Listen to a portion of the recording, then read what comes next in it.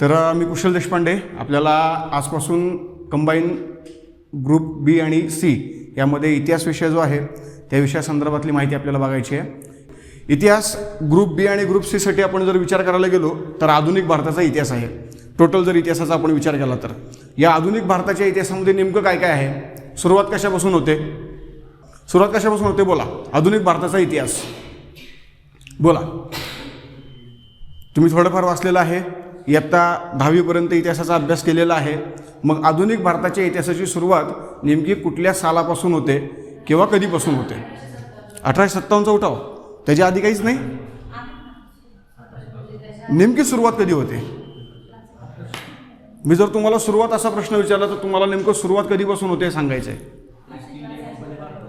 East India company भारतामध्ये आली. कधी आली ईस्ट इंडिया कंपनी भारतामध्ये? 1600 साली. बरं, 1600 साली ईस्ट इंडिया कंपनी भारतामध्ये आली. आधुनिक भारताच्या इतिहासाला सुरुवात झाली, बरोबर आहे. पण त्याच्या आधी काही घडलं होतं का? मग सगळ्यात मेन काय आहे? आपल्याला सगळ्यात मेन पाहिजे ना गोष्ट, बरोबर ना. तुम्ही मला असं तुटकं उत्तर देऊन फायदाच नाही ना. बघा, 1857चा उठाव म्हणला, त्यानंतर प्लासीची लढाई म्हणालात, त्यानंतर इंग्रज भारतामध्ये आले म्हणालात, आणि आता काय म्हणतात? पोर्तुगाल. मग सगळ्यात पहिला पोर्तुगाल व्यक्ती कोण? म्हणजे सगळ्यात पहिला युरोपियन व्यक्ती जो भारतामध्ये आला तो कोण? बरोबर आहे. कधी आला? म्हणजेच भारताच्या इतिहासाला किंवा आधुनिक भारताच्या इतिहासाला सुरुवात कधी झाली? सिंपल गोष्ट, बरोबर आहे. आपल्याला माहिती आहे, फक्त कुठेतरी लपून बसलेलं आहे, ते बाहेर काढायचं आहे आपल्याला. मग भारतामध्ये येणारी सगळ्यात पहिली युरोपियन सत्ता कोणती? बरोबर. मग भारतातून जाणारी सगळ्यात शेवटची युरोपियन सत्ता कोणती? बरोबर आहे. मग मला सांगा, कधी आले पोर्तुगाल? 1498. बरं, मला सांगा, हे दिसतंय का तुम्हाला याची जाडी व्यवस्थित? का अजून जाड करायचे? ओके, बरं. 1498ला भारतामध्ये आले, बरोबर आहे. कधी गेले कधी भारतातनं? 1900 किती? 61. बरोबर आहे. म्हणजे लक्षात घ्या, 1498 ते 1961 किती वर्ष? 463 वर्ष. तर 463 वर्षांचा हा जो इतिहास आहे, हा इतिहास आहे आपला आधुनिक भारताचा इतिहास. आलं का लक्षात? हा काय आहे? आधुनिक भारताचा इतिहास. कळाले? आपल्याला कुठल्याही प्रकारे प्राचीनचा अभ्यास करायचा नाहीये, मध्ययुगीनचा अभ्यास करायचा नाहीये. केवळ आपल्याला फोकस कशावर करायचं आहे? ते आधुनिक भारताच्या इतिहासावर. कारण आपल्याला जर राज्यसेवा जर करायची असेल तर 100% प्राचीन आणि मध्ययुगीनचा उपयोग आहे. पण आपल्याला ग्रुप बी आणि ग्रुप सीचा अभ्यास करायचा आहे, ज्याच्या पूर्व आणि मुख्य दोन्ही परीक्षांमध्ये आपल्याला केवळ आधुनिक भारताचा इतिहास आहे. ठीक आहे. आणि हा आधुनिक भारताचा इतिहास किती वर्षांचा आहे? तर तो 463 वर्षांचा इतिहास. आजपर्यंत आपण जे ऐकलं, 1757 प्लासीची लढाई, 1857 उठाव, तर एवढा अभ्यास फक्त सीमित नाही आहे. बघा, लक्षात घ्या, 1858च्या किंवा 57च्या उठावाच्या पूर्वीचा इतिहास खूप कमी आहे, जास्त नाही आहे. परंतु तो इतिहास करणं गरजेचं आहे. त्या इतिहासावरती वन लाईनर आपल्याला पेपरला येऊ शकतात. आणि जर आपण आत्ता 2023चा जर पूर्वपरीक्षेचा पेपर बघितला, पूर्व आणि मुख्य पाहिला का तुम्ही? पेपर पूर्व आणि मुख्य दोन्ही पेपर पाहिले का? नाही पाहिले. बरं, लक्षात घ्या, पूर्व आणि मुख्य कुठल्याही प्रकारच्या परीक्षा होऊ द्या, त्या प्रत्येक परीक्षांचे पेपर आपल्याला पाहिजेत. आपण परीक्षा देऊ दे अथवा नाही देऊ दे, आपल्याला भविष्यात परीक्षा द्यायची आहे. मग अशा वेळेला आपल्याला नेमका आत्ता आयोग काय विचारते हे कळलं पाहिजे. बघा, आजपर्यंत जर आपण इतिहासाचा विचार करायला गेलो तर साधारणपणे 13 ते 14 प्रश्न सरासरी पेपरला यायचे पूर्व परीक्षेला, आणि मुख्य परीक्षेला देखील तीच गत होती. बरोबर आहे. फक्त पूर्व परीक्षेला काय होतं तर मार्क होते एका प्रश्नाला 1 मार्क, आणि मुख्याला एका प्रश्नाला 2 मार्क. सो हा फरक होता आपल्याकडे पूर्व आणि मुख्याला, जो 2022 पर्यंत होता. क्लिअर आहे. पण आता 2023 आणि या 2023ची जे आपला पहिला पेपर झालेला आहे, जो ग्रुप बी आणि ग्रुप सीचा एकत्रित झालेला आहे. ह्याच्या आधी केवळ ग्रुप बीचा पेपर वेगळा व्हायचा, ग्रुप सीचा पेपर वेगळा व्हायचा. त्यामुळे यावेळेसपासून 2023 पासून जे एकत्रित झालेले आहेत, ग्रुप बी ग्रुप सीचं एकच पेपर झालेला आहे. किती पोस्टसाठी? 10 पोस्टसाठी. बरोबर ना. पूर्वचा पेपर झालेला आहे 10 पोस्टसाठी, एकच झालेला आहे पेपर. मग जो एक पेपर झालेला आहे मित्रांनो, तो लक्षात घ्या, त्या पेपरमध्ये साधारण इतिहासाचे जे मार्क आहेत ते केवळ किती आहेत? 10 मार्क आहेत. आणि या 10 मार्कांमध्ये सुद्धा जे प्रश्न विचारण्याची पद्धत आहे त्यामध्ये स्पष्टीकरणात्मक प्रश्न आणि वन लाईनर प्रश्न आणि जोड्या लावाचे प्रश्न अशा प्रकारचे प्रश्न पेपरला आलेले आहेत. आणि मग अशा वेळेला आपल्याला कळलं पाहिजे की जर मला वन लाईनर असेल तर तो वन लाईनर नक्कीच आपल्याला 1857च्या उठावाच्या आधी विचारला जाऊ शकतो. आणि त्यामुळे आपला अभ्यास आपल्याला सुरुवात करायची आहे 1498 भारतामध्ये युरोपियन आले. आले तर आले, का आले युरोपियन, त्याचाही अभ्यास आपल्याला करायचा आहे. त्यामुळे थोडक्यात प्राचीन आणि मध्ययुगीनचा एक बॅकग्राऊंड आपल्याला समजून घ्यायचा आहे आणि तो समजून घेऊन मग आपल्याला आधुनिक भारताच्या इतिहासाला सुरुवात करायची आहे. क्लिअर आहे? हे डोक्यात ठेवा आणि त्याप्रमाणे अभ्यास करा. म्हणजे तुम्हाला उद्याच्याला ज्या वेळेला वेगवेगळ्या प्रकारची रेफरन्स बुक वाचायची आहेत, पुस्तकं वाचायची आहेत, शालेय ज्ञानातले पुस्तकं वाचायची आहेत, त्यावेळेला असं होता कामा नये की फक्त आधुनिकवरती फोकस केले आणि बाकीचा विषय सोडून दिलेला आहे. अजिबात असं करायचं नाही आहे. आपल्याला बेस पण कव्हर करायचा आहे आणि आधुनिक पण कव्हर करायचं आहे, जेणेकरून हा जो इतिहास आहे किती मार्कांचा, 463 वर्षांचा, आणि किती मार्कांना दिलेला आहे आपल्याला, 10 मार्कांना, तो आपल्याला कव्हर होणार आहे. कळते? काही प्रॉब्लेम आहे यामध्ये? त्यामुळे भारताचा इतिहास सुरुवात कधी झाला, आधुनिक भारताच्या इतिहासाला 1498. कोण आलं आणि कधी संपला इतिहास, कोण गेलं, पोर्तुगीज गेले. बरोबर आहे? तेव्हा पोर्तुगाल आले आणि पोर्तुगाल गेले, भारताचा इतिहास संपला. एवढाच फक्त भारताचा इतिहास आहे. यामध्ये ना कुठं ब्रिटन आहे, ना यामध्ये फ्रेंच आहेत, ना यामध्ये कोणी डच वगैरे आहेत. यामध्ये केवळ काय, पोर्तुगालांचा संबंध, पोर्तुगाल आले, पोर्तुगाल गेले. क्लिअर आहे? काही प्रॉब्लेम यामध्ये? ओके. यामध्ये ॲड पेज आहे का रे? तर लक्षात घ्या आता हा जो इतिहास आहे त्या इतिहासामध्ये एकूण जर आपण विचार करायला गेलो भारताचा इतिहास, तर या इतिहासाचे एकूण 3 प्रकार पडतात. कोणत्या कोणत्या प्रकार रे? कोणकोणते प्रकार पडतात इतिहासाचे? भारताचा इतिहास किती प्रकार? येस. कोणते कोणते प्रकार? प्राचीन, मध्ययुगीन, आधुनिक. बरोबर आहे?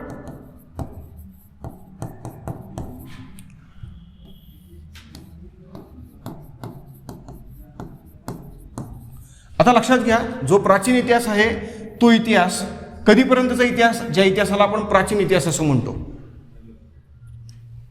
नेमका जर आपण कालखंड घेतला, आपण इसवी सन घेतले, तर कुठल्या कालखंडापर्यंतचा इतिहास म्हणजे प्राचीन इतिहास? कोणत्या कालखंडाचा इतिहास म्हणजे मध्ययुगीन इतिहास, आणि कोणत्या कालखंडाचा इतिहास म्हणजे आधुनिक इतिहास. आता आपण बघितलं आत्ताच आधुनिक भारताचा इतिहास कधी सुरू झाला, म्हणजेच कितव्या शतकात सुरू झाला? बरोबर आहे? बघा 1498 म्हणजे कितवं शतक आहे? 15वं शतक आहे. मग 15व्या शतकामध्ये आधुनिक भारताचा इतिहास सुरू झाला, म्हणजेच 15व्या शतकामध्ये कोणता इतिहास संपला? बरोबर आहे? मग या पद्धतीने मला सांगा, जर मध्ययुगीन 15व्या शतकात संपला तर मध्ययुगीन नेमका सुरू झाला कधी? मध्ययुगीन नेमका सुरू झाला कधी? बघा, आधुनिक इतिहास तर आपल्याला कळलेला आहे. आधुनिक इतिहासाचा जो कालखंड आहे तो कालखंड काय आहे? तो आहे 15वं शतक, 15 ते 20. बरोबर आहे? म्हणजे 15वं शतक ते कितवं शतक? 20वं शतक. कारण भारताला स्वातंत्र्य कधी मिळालं? 1947. पोर्तुगाल भारतातनं कधी निघून गेले? 1961. मग 1961 म्हणजेच कितवं शतक? 20वं शतक. सध्या कितवं शतक चालू आहे?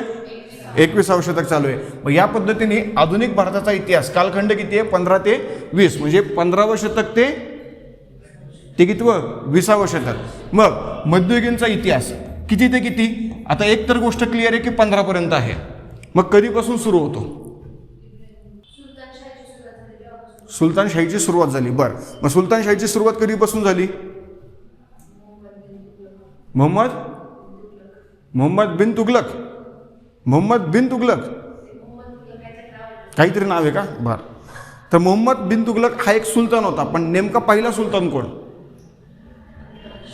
अल्तमश. त्याच्या आधी एक सुलतान होता, त्याच्या आधी इनफॅक्ट भरपूर सुलतान होते. सर्वात पहिला सुलतान कोण? सुलतानशाहीची स्थापना नेमकी कुणी केली?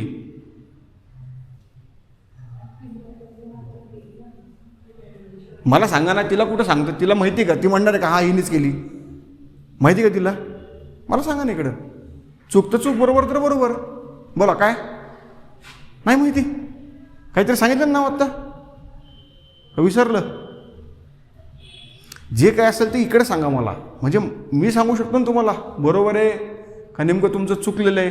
आणि जर बरोबर आहे तर तुम्हालाच फायदा आहे, चुकलं तरी फायदा तुम्हालाच आहे, कारण तुम्हाला सांगता येईल ना मला की बाबा नेमकं काय आहे ते. आणि बघा एक गोष्ट लक्षात घ्या, इयत्ता 6वी 7वीमध्ये तुम्ही या सगळ्या गोष्टी शिकलेल्या आहात ना शिकलेला?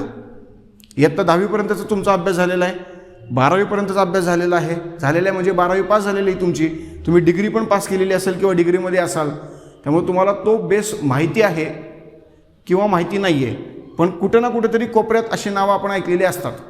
बरं मला सांगा, भारतावरती आक्रमण करणारा पहिला मुस्लिम व्यक्ती कोण, किंवा कोणकोणते मुस्लिम होते ज्यांनी भारतावरती आक्रमण केली? काही नाव ऐकलेत का? काही अनेकदा नाव ऐकायला मिळतं आपल्याला, इतिहासाचा अभ्यास करू दे नाही तर नाही करू दे, अनेकदा ऐकायला मिळतं आपल्याला नावं. भारतावर आक्रमण करणारे मुस्लिम लोक कोण कोण होते? तर लक्षात घ्या, आपल्या भारतावरती आक्रमण करणारे अनेक मुस्लिम लोक, त्यामध्ये 3 महत्त्वाचे लोक होते. त्यातला सगळ्यात पहिला होता मोहम्मद बिन कासिम, दुसरा होता गझनीचा मेहमूद आणि तिसरा होता मोहम्मद घोरी. या मोहम्मद घोरीने काय केलं? या मोहम्मद घोरीने पृथ्वीराज चव्हाणला पराभूत केलं, त्याला मारून टाकलं आणि त्यानंतर आपला एक गुलाम दिल्लीमध्ये स्थापित केला. आणि जो गुलाम स्थापित केला त्या गुलामाचं नाव काय? त्या गुलामाचं नाव कुतुबुद्दीन ऐबक. मग आपल्याला हे नाव हवं आहे. मग कुतुबुद्दीन ऐबक हा काय आहे? तर कुतुबुद्दीन ऐबक म्हणजे पहिला सुलतान, आणि त्याला स्थापित करणारा व्यक्ती कोण होता? तो व्यक्ती होता मोहम्मद घोरी. बरोबर आहे. मग आता लक्षात घ्या, आपल्याकडे मध्ययुगीन कालखंडाला नेमकी सुरुवात झाली कधी?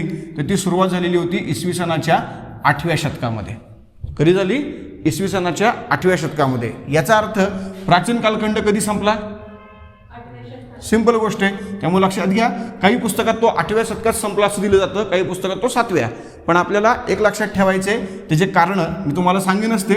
इथं लक्षात घ्या फक्त 7. मग आता लक्षात घ्या 7 म्हणजे काय? तर 700 बरं का, इसवी सन 700. आता इथं फक्त आपण डिटेलमध्ये लिहूया, आणि इथं इसवी सन पूर्व पण घ्यायचं आणि इसवी सन पण घ्यायचं आहे आपल्याला, त्यामुळे इथं आपण डिटेल लिहूया. लक्षात घ्या, आता भारताचा जो इतिहास आहे एकदम प्राचीन मधला, तो आपल्याला कधीपासूनचा माहिती आहे? तर लक्षात घ्या, इसवी सन पूर्व किती? इसवी सन पूर्व 2500 ते इसवी सन किती? इसवी सन 700. क्लिअर आहे? तर हा कालखंड आहे प्राचीनचा. इसवी सन 800 ते इसवी सन 1500 हा कालखंड आहे मध्ययुगीनचा, आणि इसवी सन 1500 ते इसवी सन 2000 हा कालखंड आहे आधुनिकचा. तर हे आहेत 3 कालखंड भारताच्या इतिहासाचे. त्यामुळे भारताच्या इतिहासाचे एकूण प्रकार किती? 3 प्रकार. मग 3 प्रकार आता हे नेमके का तयार केले गेले याचा एक आपल्याला अभ्यास करायचा आहे. प्राचीन इतिहास, मध्ययुगीन इतिहास, आधुनिक इतिहास नेमके का तयार केले गेले, ह्याची कारणं काय होती नेमकी? आता ही कारणं आपल्याला समजून घ्यायची आहेत. यासाठी लक्षात घ्या, हा सगळ्यात पहिला जो मुद्दा आहे, हा सगळ्यात पहिला जो मुद्दा होता तो होता कालखंडाचा मुद्दा. बरोबर आहे. प्राचीनचा कालखंड हा, मध्ययुगीनचा कालखंड हा, आधुनिकचा कालखंड हा. क्लिअर आहे मुद्दा? त्याच्यानंतर आता जो दुसरा मुद्दा असणार आहे तो आहे कारण. बाबा रे, नेमकं प्राचीन कालखंड हा इसवी सन 700 मध्येच का संपला हे आपल्याला समजून घ्यायचे. आता लक्षात घ्या, इथं इसवी सन पूर्व 2500ला का सुरू झाला घेणं नाही आहे आपल्याला. कारण का? कारण भारतामध्ये आजही इतिहासाचं उत्खनन होतं आहे. अजूनही आपल्याकडे उत्खननामध्ये अनेक प्राचीन गोष्टी सापडतात. त्यामुळे जसजशा प्राचीन गोष्टी सापडत जातील तसतसा आपला इतिहास अजून काय होणार? अजून मागं जाणार. अजून मागं जाणार. म्हणजे इसवी सन पूर्व 2500 आहे, मग अजून कितीपर्यंत जाईल? मागं म्हणजे किती? म्हणजे मागं म्हणजे कुठे जाणार? पासून पुढे कुठं? हा, हे लक्षात घ्या. इसवी सन पूर्व 3000, 3500, 4000 अशा पद्धतीने तो मागं जाणार. कारण शून्यापासून आपल्याला मागं जायचं म्हणजे इसवी सन पूर्व. ओके. आणि शून्यापासून पुढे जायचं म्हणजे काय? इसवी सन. क्लिअर आहे? तर या पद्धतीने ही सिस्टीम असणार आहे. मग लक्षात घ्या, याच्यामध्ये कारण जर आपण बघितलं तर प्राचीन इसवी सन पूर्व 2500 ते इसवी सन किती? 700. मग 700च का? तर लक्षात घ्या, कारण काय आहे? तर कारण आहे तो म्हणजे हर्षवर्धन नावाचा एक राजा होता. वर्धन नावाचं घराणं होतं, त्या घराण्यातला राजा कोण? हर्षवर्धन, जो आपल्याकडचा शेवटचा हिंदू राजा होता. सगळ्यात मेन प्रभावी शेवटचा हिंदू राजा तो कोण होता? हर्षवर्धन. त्या हर्षवर्धनचा काय झाला? त्या हर्षवर्धनचा झाला मृत्यू. ओके. त्याचा मृत्यू झाला आणि त्यामुळेच भारताचा प्राचीन इतिहास संपला. क्लिअर आहे? हे कारण झालं प्राचीन इतिहास संपायला. मग आता मेन कारण काय की बाबा रे, आपल्याकडे मध्ययुगीन इतिहास का सुरू झाला? मग तो 8व्या शतकातच का सुरू झाला? ह्याचं कारण काय? तर ह्याचं कारण लक्षात घ्या. याचं कारण आहे आपल्याकडे झालेलं पहिलं, बघा लक्षात घ्या, भारतात झालेलं पहिलं इस्लामिक आक्रमण. कुठलं आक्रमण? इस्लामिक आक्रमण. हे जे आक्रमण आहे ते आक्रमण कुणी केलं? ते आक्रमण केलेलं होतं मोहम्मद बिन कासिम, सगळ्यात पहिला व्यक्ती. आणि कधी केलं होतं हे आक्रमण? केलं होतं त्यांनी इसवी सन 712-713 या दरम्यान. 712ला आक्रमण केलं, 713ला तो मेला. भारतावर आक्रमण करणारा पहिला इस्लामिक व्यक्ती कोण? मोहम्मद बिन कासिम. ओके, मग याच्या आधी आपल्याकडे इस्लामिक आक्रमण झालं का? कधीच नाही झालं. का नाही झालं? कारण मुळात इस्लाम हा जो धर्म आहे तो धर्मच 600 ते 650 दरम्यान तयार झालेला आहे. इसवी सन 600 ते 650 तो तयार झाला मक्का मदिना या ठिकाणी. आणि तो तयार झाल्यानंतर मग त्याचे लोक आक्रमण करण्यासाठी जगभरात गेले आणि जगभरात जाताना ते भारतात कधी आले? 712मध्ये आले. ओके, मग भारतामध्ये जर समजा आक्रमण करायचं असेल तर आक्रमण करण्यासाठी भूमार्ग आणि त्या भूमार्गामधला एक महत्त्वाचा मार्ग, एक महत्त्वाची खिंड. कुठली खिंड? कुठली? खैबर खिंड. या खैबर खिंडीच्या माध्यमातून हा इस्लामिक व्यक्ती आपल्या भारतावरती आक्रमणासाठी आलेला होता. त्याचं नाव काय होतं? नाव होतं मोहम्मद बिन कासिम. कधी आलेला होता? इसवी सन 712, म्हणजेच कितवं शतक? मग भारताच्या भूमीमध्ये इस्लामिक व्यक्तीचं पहिलं पाऊल पडलं ज्या शतकात, ते शतक त्यावेळेसपासून काय? मध्ययुगीन भारताचा इतिहास. क्लिअर आहे? आता हे गोष्ट काही प्रॉब्लेम यामध्ये? सेम याच पद्धतीने आता 15 पर्यंत हे झालं. मग आधुनिक इतिहास म्हणजे काय? तर लक्षात घ्या, आधुनिक इतिहास म्हणजे सिंपल, भारताच्या भूमीमध्ये पहिलं युरोपियन लोकांचं पाऊल. कोणाचं पाऊल पडलं? कोणाचं पडलं? कोणाचं पडलं? Vasco the gamma. 1498, म्हणजेच कितवं शतक? 15वं. आणि म्हणून आधुनिक भारताच्या इतिहासाला सुरुवात कधी होते? क्लिअर आहे? त्यामुळे लक्षात घ्या, याची सुरुवात होण्याचं कारण काय? याची सुरुवात होण्याचं कारण आहे वास्को द गामा याचे 1498ला भारतात पहिला युरोपियन म्हणून आगमन. आलं लक्षात? क्लिअर आहे का? ओके, आता लक्षात घ्या, हा कालखंड झाला. हा कालखंड इथंच का संपला? त्याचं कारण झालं. हा कालखंड इथंच का सुरू झाला? त्याचं कारण. इथंच का सुरू झालं? त्याचं कारण. क्लिअर आहे? आता महत्त्वाचा मुद्दा काय की या कालखंडामध्ये नेमकी सत्ता कोणाकडे होती? ओके, सत्ता कोणाकडे होती? भारतातली सत्ता. आता भारत हा जो देश आहे त्या देशामध्ये भारतातली सत्ता कोणाकडं? तर प्राचीन काळ, ज्या काळामध्ये भारतातली सत्ता ही भारतीयांकडे होती. मध्ययुगीन काळ, या काळामध्ये भारतातली सत्ता कोणाकडे होती? मग इस्लामिक नेमके कुठनं आले? कुठनं आले? अरबस्थानातनं. म्हणून भारतातली सत्ता कोणाकडं? अरबियन लोकांकडं. बरोबर आहे? प्राचीन काळामध्ये सत्ता कोणाकडं? भारतीयांकडं. त्यानंतर मध्ययुगीन काळात सत्ता कोणाकडं? अरेबियन लोकांकडं. आणि आधुनिक काळात सत्ता कोणाकडं? युरोपियन. म्हणून लक्षात घ्या, भारतीय लोकांच्या सत्तेचा कालावधी संपला, प्राचीन इतिहास संपला. ओके, मुस्लिम लोकांच्या सत्तेचा कालावधी सुरू झाला, मध्ययुगीन इतिहास सुरू झाला. मुस्लिम लोकांच्या सत्तेचा कालावधी संपला, आधुनिक इतिहास सुरू झाला. क्लिअर आहे? तर ह्या पद्धतीने आपल्याकडे समजून घ्यायच्या गोष्टी. मग आता तुम्ही म्हणाल की मुस्लिम लोकांचा इतिहास जो सुरू झाला किंवा सत्ता सुरू झाली ती ॲक्च्युअल सुलतानशाहीच्या काळामध्ये 12व्या शतकामध्ये. परंतु जे मुसलमान आहेत ते मुसलमान जरी सत्तेच्या गादीवर 12व्या शतकात बसले तरी पण ते भारतात नेमके आले कधी? त्यावेळेसपासूनचा इतिहास बघायचा असतो आपल्याला. आणि म्हणून भारतामध्ये पहिल्यांदा इस्लामिक व्यक्ती 712मध्ये आला. या कारणामुळे इतिहासाला सुरुवात कधी झाली? 8व्या शतकात. कळतंय? म्हणून लक्षात घ्या, सत्ता प्राचीन काळात कोणाची होती? मध्ययुगीन काळात सत्ता कोणाची होती? अरेबियन लोकांची. आणि आधुनिक काळात सत्ता कोणाची होती? युरोपियन. बरोबर आहे? आता दुसरा महत्त्वाचा मुद्दा काय? आता त्या सत्तेच्या गादीवर बसणारे सत्ताधीश किंवा आपण असं म्हणूया घराणे. काय म्हणूया आपण? घराणे. बघा, सत्ता भारतीयांची होती पण सगळेच भारतीय गादीवर बसले का? एक कोणते तरी घराणं असेल ना की जे घराणं गादीवर बसलं. मग असे महत्त्वाचे घराणे कोणते? मग प्राचीन काळात महत्त्वाचे घराणे कोणते? मध्ययुगीन काळात कोणते? आणि आधुनिक काळात कोणते? मग मला सांगा, प्राचीन काळ जो इसवी सन पूर्व 2500 पासून सुरू होतो आणि इसवी सनाच्या 8व्या शतकापर्यंत किंवा 7व्या शतकापर्यंत आहे, मग या काळात भारतातल्या 2 महान सत्ता कोणत्या? एक मौर्य आणि दुसरं गुप्त. सिंपल गोष्ट. त्यामुळे लक्षात घ्या, सगळ्यात पहिल्यांदा काय येणार आहे मौर्य आणि दुसरं काय येणार आहे गुप्त. क्लिअर आहे. त्याच पद्धतीने मध्ययुगीन काळामध्ये इस्लामिक लोक सत्ताधीश म्हणून किंवा सत्तेच्या गादीवरती होते. मग 2 इस्लामिक सत्ता ज्या भारतामध्ये दिल्लीमध्ये राज करत होत्या, दिल्लीमधनं भारतावर राज करत होत्या, त्या कोणत्या? एक सुलतान आणि दोन मुघल. ओके. त्यामुळे लक्षात घ्या, एक काय असणार या ठिकाणी सुलतान आणि दुसरा काय असणार आहे मुघल. आणि सेम याच पद्धतीने आधुनिक काळात मग सत्तेच्या गादीवरती कोण होतं? कोण होते? येस. आता मात्र कोण असणार इथं? युरोपियन नाही, आता इथं कोण असणार आहे? ब्रिटिश. आणि ब्रिटिश हे एकमेव होते, त्यामुळे एकटे ब्रिटिश. क्लिअर आहे. अख्खाच्या अख्खा भारत त्यांनी ताब्यात ठेवलेला होता. ओके. आता यानंतर इथं झालं सत्ता, इथं झालं सत्ताधीश. त्यानंतर इथं आता धर्म.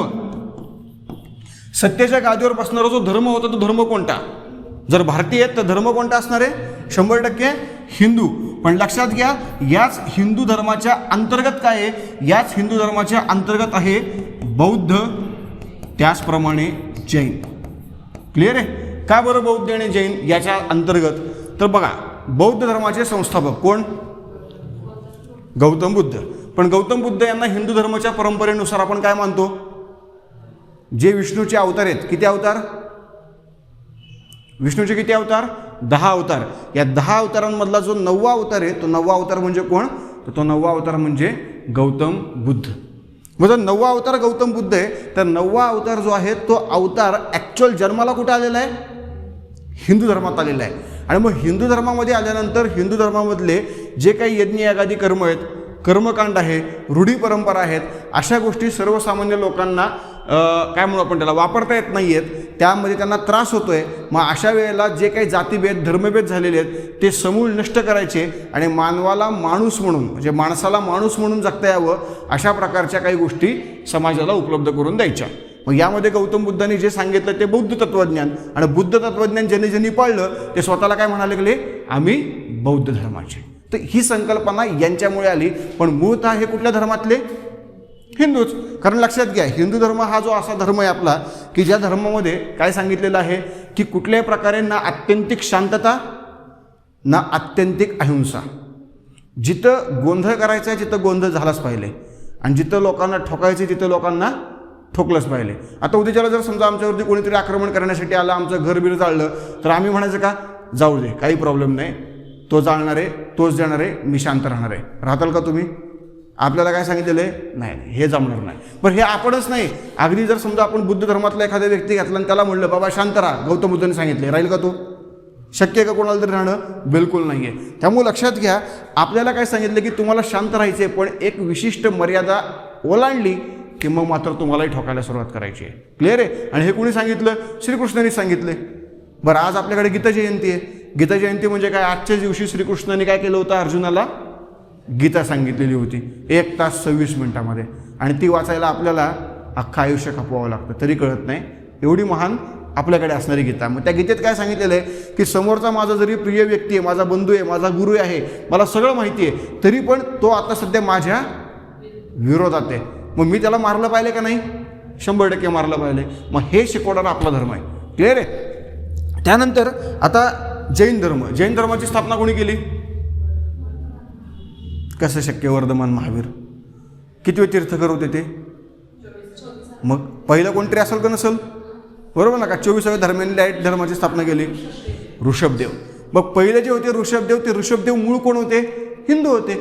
मग ते हिंदू होते, त्याही वेळेला असंच कर्मकांड, यज्ञ यागादी कर्म, रूढी परंपरा यांचं प्राबल्य वाढलं, लोकांना तो धर्म सहन झाला नाही आणि म्हणून यांनी काय केलं? यांनी आत्यंतिक अहिंसा. किती अहिंसा? इतकी अहिंसा की बघा, आपण ज्यावेळेला श्वास घेतो त्यावेळेला आपण अनेक मायक्रो ऑर्गॅनिझमला मारून टाकतो. म्हणजे आपण प्रत्येक श्वासागणिक आपल्याकडनं 500 ते 600 लोक तरी म्हणजे मायक्रो ऑर्गॅनिझम मरतात. बरोबर ना? 100% मरतात. मग हे का मरतात? कारण ती हवा आतमध्ये जाते, आतमध्ये गेले की ती मायक्रो ऑर्गॅनिझम गुदमरतात, गुदमरले की मरतात आणि मेले की मग त्यांची डेड बॉडी आपण बाहेर सोडून टाकतो. आपण अशा पद्धतीने सारखं कोणाला तरी मारत असतो. क्लिअर आहे. मग एखादा समजा मायक्रो ऑर्गॅनिझम त्यामध्ये असेल कोरोनासारखा, तर तो आतमध्ये घुसला की तोच आपल्याला मारून टाकतो. तर अशी एक सिस्टीम आपल्याकडची आहे. मग दोन्ही नको, आपणही त्याला मारणं नको आणि त्यांनी आपल्याला मारणं नको, म्हणून जैन लोक काय करतात? नाकाला पट्टी बांधतात. म्हणजे जे आपल्याला कोरोनाने शिकवलं ते ॲक्च्युअल जैन धर्माने त्या काळापासून चालू ठेवलं होतं. आजही बघा जैन धर्मातले जे मुनी असतात, जे गुरु असतात, ते गुरु त्याच पद्धतीने त्यांच्या नाकाला पट्टी लावतात आणि पट्टी लावून ते बाहेर फिरतात. ते लोक संध्याकाळी 6च्या आत जेवतात. आता ह्याला विज्ञान आहे, परंतु त्याला ते धर्माचं कारण काय देतात की बाबा रात्री जर मी 6च्या नंतर जेवलो तर लाईट लावावी लागेल, लाईट लावली तर लाईटीच्या अवतीभोवती किडे, आणि ते किडे आले तर किडे लाईटीने मरतात, मग ती सुद्धा हिंसा माझ्याकडनं होता कामा नये, इतकी अहिंसा. शक्य आहे का आपल्याकडे? आपण चालता चालता कितीतरी मरतात, श्वास घेता घेता कितीतरी मरतात, बरोबर आहे. मग या गोष्टी जैन धर्माने सांगितल्या, त्याचप्रमाणे अत्यंतिक शांतता बौद्ध धर्माने सांगितली. मग या दोन्ही गोष्टी ज्या तयार झाल्या त्या कुठल्या धर्मातून तयार झाल्या? हिंदू. म्हणून ते हिंदुइझम याच्याच अंडर येणार. क्लिअर आहे. त्यामुळे सत्तेच्या गादीवर बसणारा व्यक्ती हा, समजा आपण म्हणलं काय बाबा सम्राट अशोक आहे, त्यांनी बुद्ध धर्म स्वीकारला असेल, पण मूळतः जन्म झाला कुठं? हिंदू धर्मातच झालेला आहे. विक्रमादित्य जैन धर्म स्वीकारला असेल, न स्वीकारला, परंतु मूळतः जन्म झाला कुठं? हिंदू धर्मात झाला. जो जन्म आहे तोच तर मेन आहे ना. नंतर काय, मग नंतर कोणी पण काही पण स्वीकारेल, त्याला काय प्रॉब्लेम आहे? तेव्हा मी उद्याला टोपी घालून फिरेल ती ख्रिसमसची परवा दिवशी, मग काय मी स्वीकारला का लगेच? काही सांगता येत नाही, काही होऊ शकतं. पण शेवटी मेन जे तत्व आहे ते तत्व तुमच्या जन्माचं असणार.